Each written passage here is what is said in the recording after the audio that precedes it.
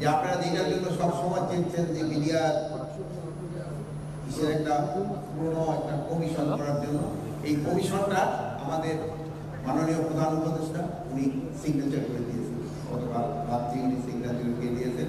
এবং আমাদের এই কমিটির সদস্য আমাদের এইখানকার মহাপরিচালক ছিলেন ALM জুদ্দুর রহমান, এটা আমার এখানে আছে। এবং এর সাথে আমাদের সামরিক বাহিনী আরো 2 জন সদস্য থাকবেন। একজন আমাদের আরে ভাই সবই ঠিক আছে, এটা HDMI কানেক্ট করা। থেকে একজন থাকবেন এবং ঢাকা ইউনিভার্সিটি থেকে একজন শিক্ষক থাকবেন, জগন্নাথ ইউনিভার্সিটি থেকে একজন শিক্ষক থাকবেন, পুলিশের একজন উপরের লেভেলের একজন কর্মকর্তা থাকবেন। এই হেনস্থা মানে এটা কিছু সংখ্যক দুষ্কৃতিকারী সব জায়গায় রয়ে গেছে। এমন যে দুষ্কৃতিকারী তাকে হেনস্থা করছে তাদের আমরা আইনের আওতায় অবশ্যই নিয়ে আসবো। আমাদের নীতিগত সিদ্ধান্তের কোনো পরিবর্তন নেই।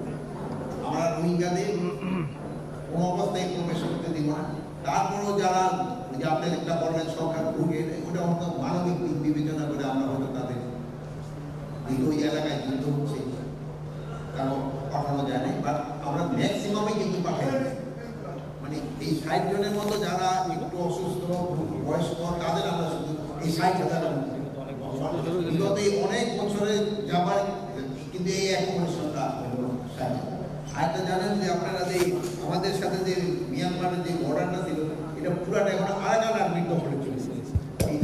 লাস্টের যে বন্ধু এটা ছিল ওটাও কিন্তু আরাকান আর্মির দখলে চলেছে। এখন যে আমাদের বিজেপি যে তাদের সাথে যে বর্ডারে যে একটা কথাবার্তা বলা, এটাও কিন্তু ওরকম তাদের সাথে কোনো জায়গা নেই। এই জন্য আমাদের তাদের সাথে কথা বলতে হলে এখন কোনো সিপি দিয়া হয়তো কথা বলতে হবে আনঅফিসিয়ালি, তাও কিন্তু অফিসিয়ালি করা যাচ্ছে না। দিল্লি এই একটা সমস্যা আছে।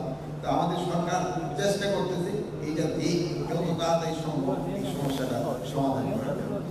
প্রত্যাবর্ষণ সম্বন্ধে আমিও তো ডিটেল বলতে পারবো না, এটা আপনারা সে যদি জিজ্ঞেস করেন পররাষ্ট্র মন্ত্রণালয় এটা ভালো বলতে পারবেন। প্লাস আমাদের মাননীয় প্রধান উপদেষ্টা কিন্তু তার একজন স্পেশাল ভয় নিয়োগ করে দিয়ে দিয়েছে এইটা করার জন্য, এবং আমরা সবাই একসাথে কাজ করছি। আমরা হয়তো ভবিষ্যতে খুব তাড়াতাড়ি একটা ভালো করবো। 2 মাসে না, এই এত বছরে এক হয়েছে